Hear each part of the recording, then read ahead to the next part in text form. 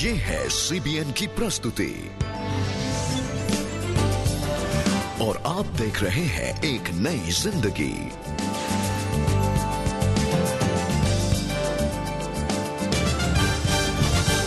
आज एक नई जिंदगी में क्या पोलियो हमेशा ही जॉय के जीवन में अड़चन बना रहेगा और कामेश्वरी को दी राहत CBN ने। असतो मा सद्गमय तमसो मा ज्योतिर्गमय मृत्योर्मा अमृतंगमय।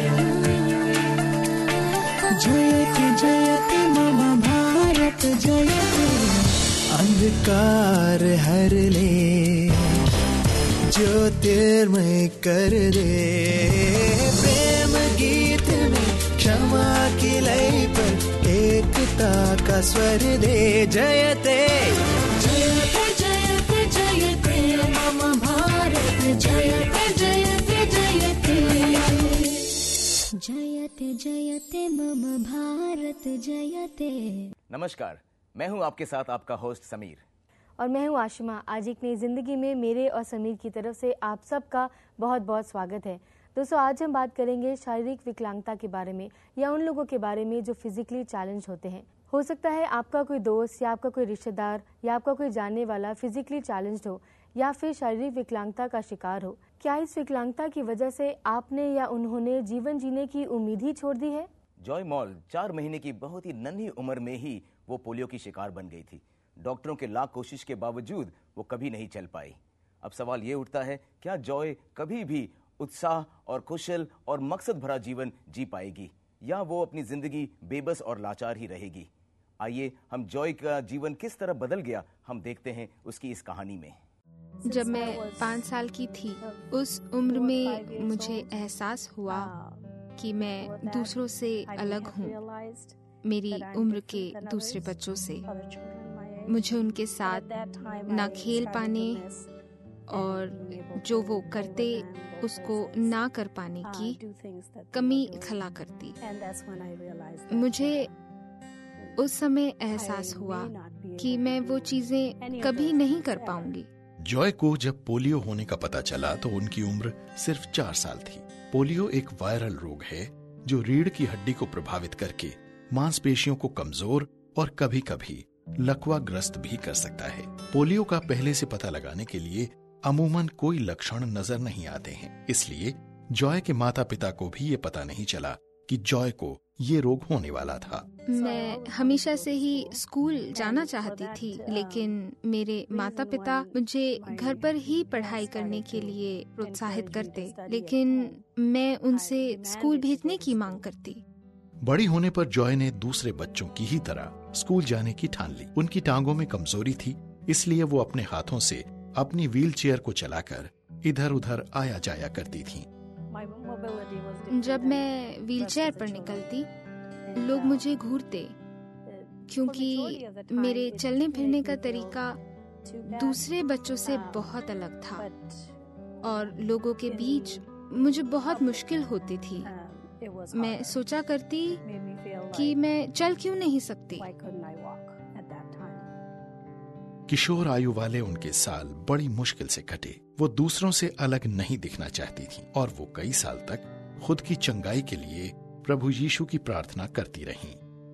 मेरा जन्म एक मसीही परिवार में हुआ और शुरुआत से ही मैंने यीशु के बारे में जाना था। मुझे एहसास था कि मेरे माता पिता सब मेरे ठीक होने के लिए प्रार्थना कर रहे हैं, और जब मैंने यीशु के बारे में जाना तो मुझे लगा कि मुझे भी अपने लिए प्रार्थना करनी चाहिए।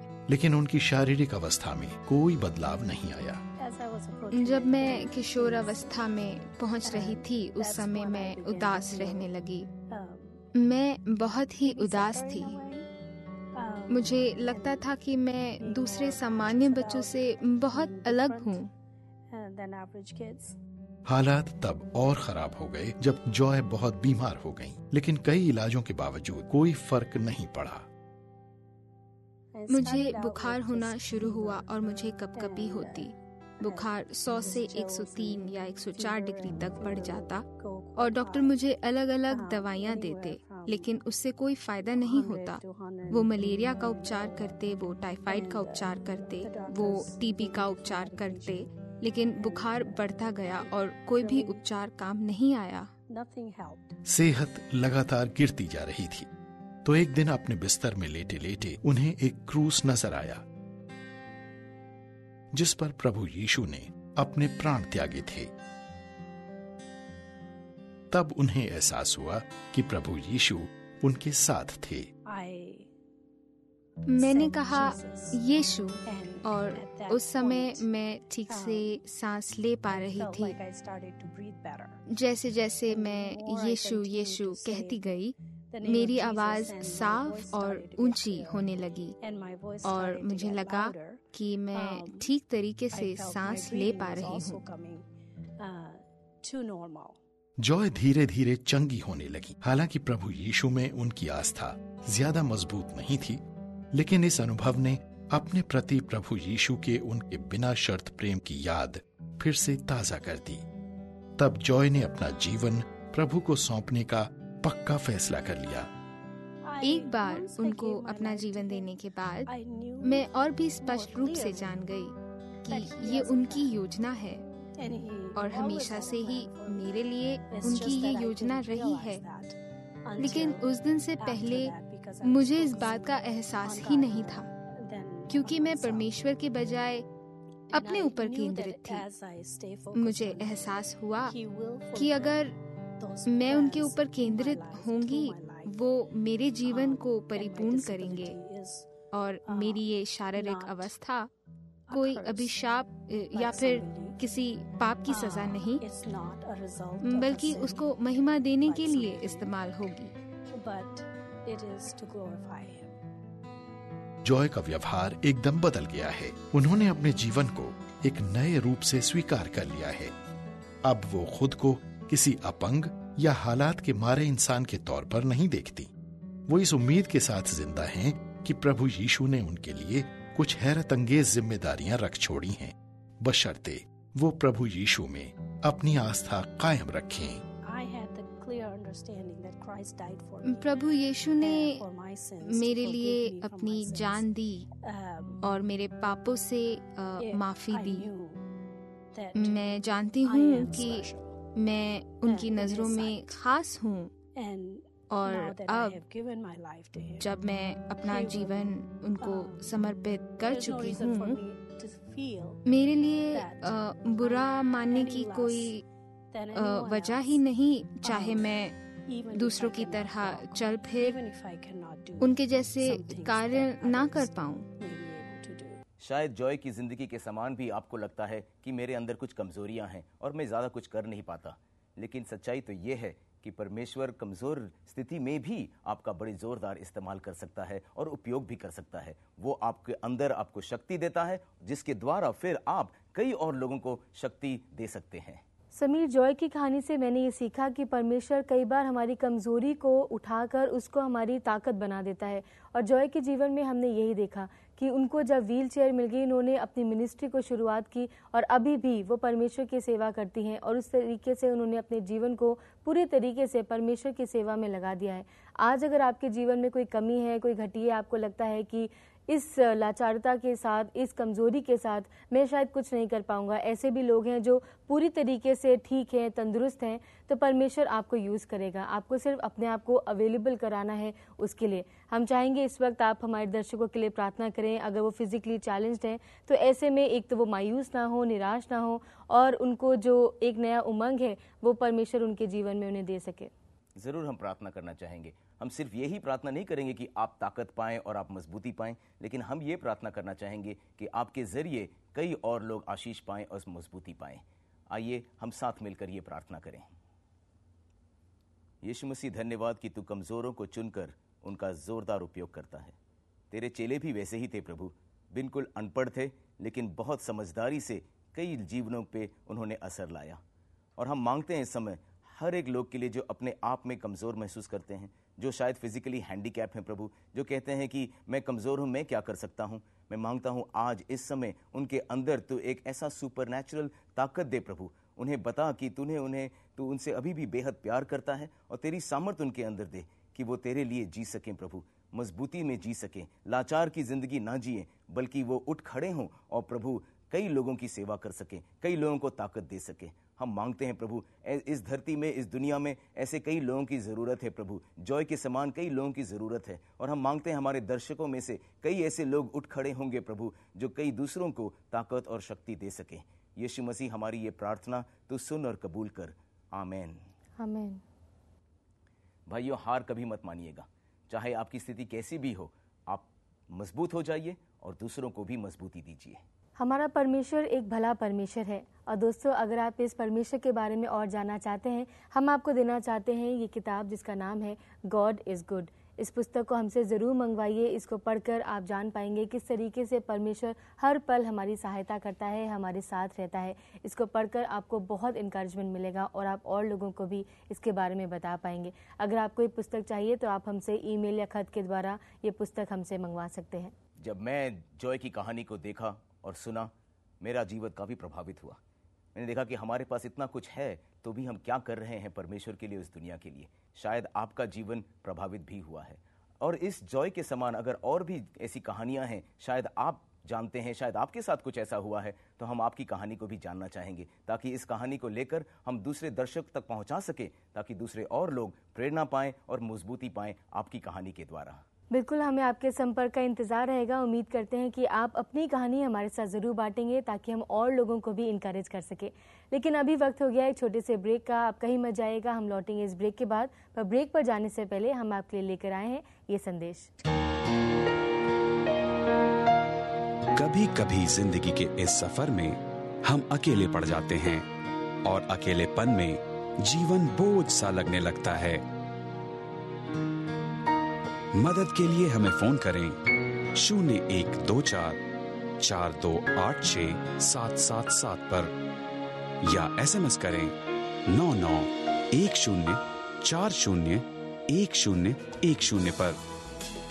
हमारे सलाहकार आपके लिए प्रार्थना करने और आपको सुझाव देने के लिए तैयार हैं।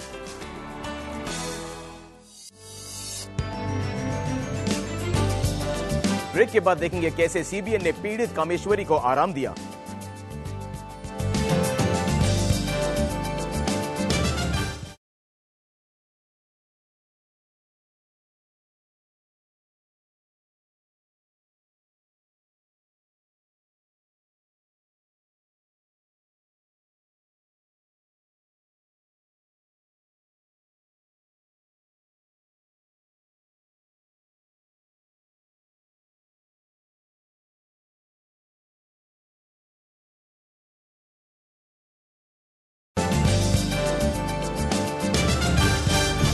ब्रेक के बाद आपका स्वागत है और आप देख रहे हैं एक नई जिंदगी। ब्रेक पर जाने से पहले हमने आपको जॉय मॉल की प्रेरक कहानी दिखाई और अब हम आपको मिलाना चाहते हैं कामेश्वरी से। कामेश्वरी को भी पोलियो है। कामेश्वरी बिना किसी दूसरे के सहारे से चल नहीं सकती थी। बरसों से उसके परिवार वाले उसे उठाकर हर जगह ले जाया करते थे, लेकिन CBN की मदद से अब ये परिस्थिति पूरी तरह से बदल गई है। आइए कामेश्वरी की इस कहानी को देखें। जब मैं छोटी थी मुझे बुखार हुआ। मेरी स्थिति बहुत नाजुक हो गई। मेरे पैर अकड़कर मुड़ गए। मेरे पिता घर पर नहीं थे, वो बाहर गए हुए थे। जब उनको ये खबर दी गई, उन्होंने कहा कि वो डॉक्टर के पास अगले दिन ले जाएंगे।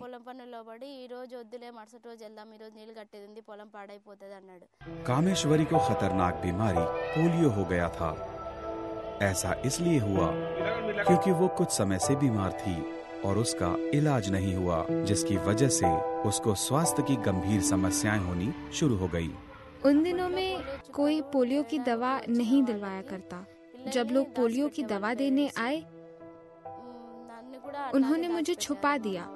मुझे पोलियो की दवा नहीं दिलवाई गई और अब मैं पोलियो से जूझ रही हूँ। चल फिर ना पाने की वजह से उसकी माँ 20 सालों तक उसे हर रोज अपनी गोद में उठाकर स्कूल और कॉलेज ले जाती रही। माँ के समर्पण की वजह से कामेश्वरी ने स्नातक की पढ़ाई की। उसके बाद वो बैंक के परीक्षा में बैठने के लिए कोचिंग में जाने लगी। मेरा लक्ष्य बैंक मैनेजर बनने का है और मैं एक ट्रस्ट शुरू कर मेरे जैसे विकलांगों की मदद करना और उनको मुफ्त शिक्षा उपलब्ध कराना चाहती हूँ। उसको देखकर बहुत दर्द होता है। मुझे हर रोज उसको उठाकर इधर उधर ले जाना पड़ता है। जब तक हम जिंदा हैं, हम उसकी देखभाल करेंगे। उसके बाद कौन उसकी देखभाल करेगा? हम कामना करते हैं कि उसे नौकरी मिल जाए और वो अच्छी तरह से जिए। कई सालों से कामेश्वरी की ये चाहत थी कि काश उसके पास एक व्हीलचेयर होती। वो जानती थी कि उसका बोझ उसकी माँ पर बहुत भारी पड़ता। वो हर जगह खुद ही जाना चाहती थी, लेकिन व्हीलचेयर का खर्च उसके परिवार के लिए बहुत ज्यादा था। मेरे पिता नाई का काम करते हैं। हमारी आर्थिक स्थिति ठीक नहीं है। मुझे नहीं पता कि हम क्या करें।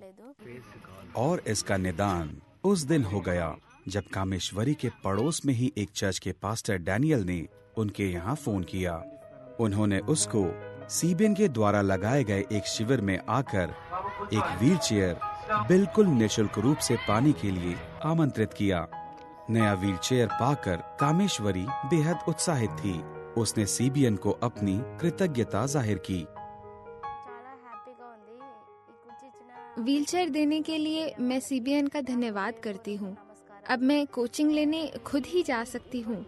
मेरी माँ को मुझे उठाने के कष्ट से मुक्ति मिल गई है। अब मैं बहुत खुश हूँ। आपका बहुत बहुत धन्यवाद। जैसे आपने कामेश्वरी की कहानी देखी, आपको जरूर अच्छा लगा होगा कि किस तरह मदद से हम आनंद और शांति लोगों तक पहुंचा सकते हैं। सीबीएन का ये एक उदाहरण था और कई जगहों पे सीबीएन इस तरह के काम कर रहा है जहां जरूरतमंदों को आशीष और शांति आ जाती है। आइए इस झलक में हम देखें।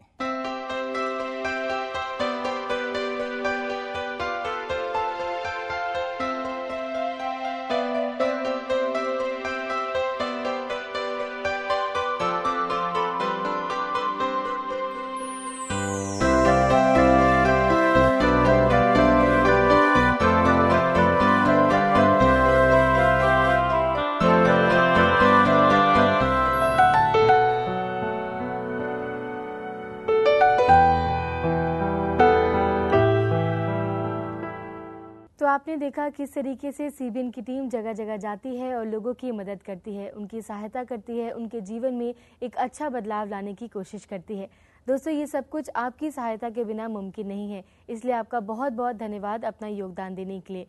जब आप किसी की सहायता करते हैं, परमेश्वर की आशीष आपको मिलती है। साथ ही साथ जिन चेहरों पर आप मुस्कुराहट देखते हैं, वो सब कुछ आपकी वजह से होता है। इसलिए अपना योगदान, अपनी सहायता हम तक पहुंचाने के लिए हमारा पता इसी समय नोट करिए। हमारा पता है CBN foundation, peach tree complex, 3rd floor, block C, Sushant Lok 1, Gurgaon, Delhi NCR 122009, India. हमें आपके संपर्क का इंतजार रहेगा, लेकिन अभी समय हो गया एक छोटे से ब्रेक का। ब्रेक के बाद बहुत कुछ आना बाकी है, आप कहीं मत जाएगा। और ब्रेक पर जाने से पहले हम आपके लिए लेकर आए हैं ये संदेश, इसे जरूर देखिए। आप हमारी वेबसाइट के द्वारा भी हमसे संपर्क कर सकते हैं। हमारी वेबसाइट का पता है www.cbnindia.tv। या हमें कॉल करें 0124-4286-777 पर। मार्गदर्शन और प्रार्थना करवाने के लिए हमें 0991-040-1010 पर SMS करें। आपके भेजे ईमेल्स और SMS पढ़ेंगे और आपके लिए प्रार्थना करेंगे ब्रेक के बाद।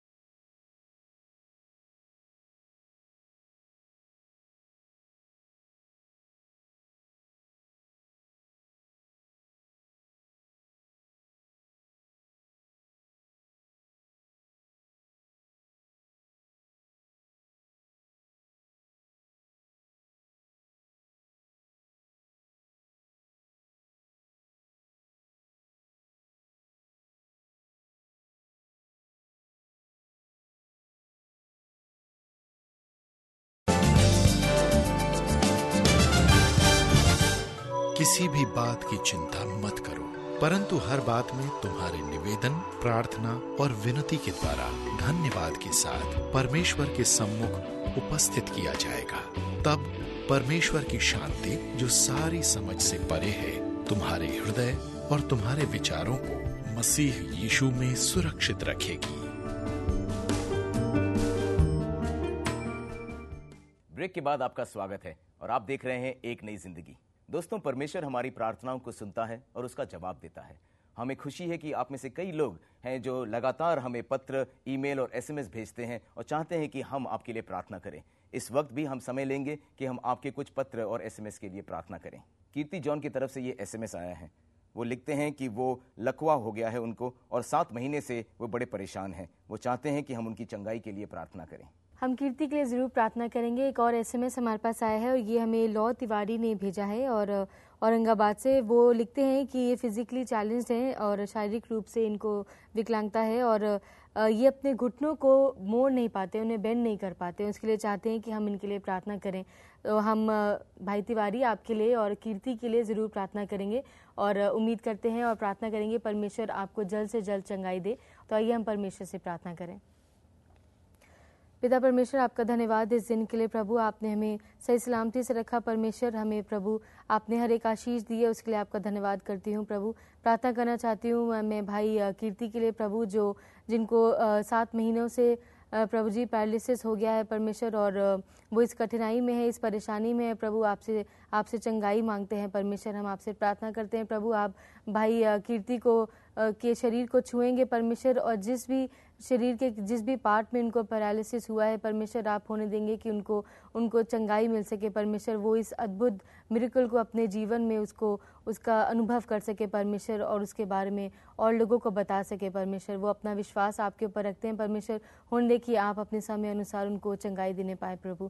हम आपसे प्रार्थना करते हैं भाई तिवारी के लिए भी परमेश्वर। इनको अपने शरीर में घुटनों में प्रॉब्लम है परमेश्वर। हम आपसे प्रार्थना करते हैं प्रभु, आप इनके भी साथ होंगे प्रभु। इनके शरीर को छुएं प्रभु। जो चंगाई केवल आपके द्वारा मिलती है, होने देखिए उस चंगाई को ये अपने जीवन में अनुभव कर सके परमेश्वर, और निरंतर ये अपने लिए भी प्रार्थना करते रहें परमेश्वर। इन दोनों लोगों के लिए मैं प्रार्थना करती हूँ और धन्यवाद देती हूँ प्रभु कि इन्होंने अपने जीवन में अपनी प्रॉब्लम्स में परमेश्वर अपनी आंखों को आपकी ओर लगाया है प्रभु। हम प्रार्थना करते हैं तमाम दर्शकों के लिए जो हमारे कार्यक्रम को देखते हैं प्रभु। इनमें से ऐसे कई लोग होंगे प्रभु जो शारीरिक रूप से परेशान है परमेश्वर, जो विकलांगता के शिकार है परमेश्वर। हम आपसे प्रार्थना करेंगे प्रभु, आज इस वक्त आप उनके साथ हो, उनके शरीरों को छुएं, उनकी तकलीफ़ों को दूर करें परमेश्वर। और होने दे कि हो सकता है डॉक्टर्स ने उनको मना कर दिया परमेश्वर, लेकिन आप वो मिरेकल उनकी ज़िंदगियों में कर सकते हैं परमेश्वर। हमारा ये मानना है परमेश्वर कि आप उनको चंगाई दे सकते हैं परमेश्वर। इस प्रार्थना को सुन ले परमेश्वर, इसका उत्तर देने के लिए मैं आपका धन्यवाद देती हूँ। इस प्रार्थना को आपके प्यारे बेटे यीशु के नाम से मांगती हूँ, आमीन। आमीन। दोस्तों, हमने परमेश्वर से प्रार्थना की और ये ज़रूरी है कि आप भी विश्वास के साथ परमेश्वर से प्रार्थना करते रहें, और आप देखिएगा कि आपके जीवन में जो कठिनाई है, जो परेशानी है, परमेश्वर उसका समाधान आपको ज़रूर देगा। अगर आप हमारे कार्यक्रम के बारे में और जानना चाहते हैं तो जब आप हमसे संपर्क करते हैं, आप हमसे एक नई ज़िंदगी का ये न्यूज़लेटर मंगवा सकते हैं। ये न्यूज़लेटर आप SMS के द्वारा मंगवा सकते हैं। ये न्यूज़लेटर हमारे पास इंग्लिश और हिंदी दोनों भाषाओं में उपलब्ध है। अगर आपको न्यूज़लेटर हिंदी में चाहिए तो आप टाइप कर सकते हैं NH और अपना नाम लिखें, अपना पता लिखें और उसे भेज दें 9910401010 पर। और अगर आपको न्यूज़लेटर इंग्लिश में चाहिए तो आप टाइप कर सकते हैं NE और अपना नाम लिखें, अपना पता लिखें और उसे भी आप भेज सकते हैं 9910401010 पर। तो उम्मीद करते हैं कि आप हमसे न्यूज़लेटर ज़रूर मंगवाएंगे। जब हम कमजोरी में होते हैं, जब हमारी हालात ठीक नहीं होती, एक तरीका है जो परमेश्वर ने हमें दिया है जिससे हम ताकत पा सकते हैं, वह है उसका वचन। बाइबल ऐसा पुस्तक है जिसके द्वारा मजबूती हमें आती है। आइए एक वचन आज हम आपसे ये बांटें। हे मेरे प्राण, तू क्यों गिरा जाता है? तू अंदर ही अंदर क्यों व्याकुल है? परमेश्वर पर आशा लगाए रह, क्योंकि मैं उसके दर्शन से उद्धार पाकर फिर उसका धन्यवाद करूंगा।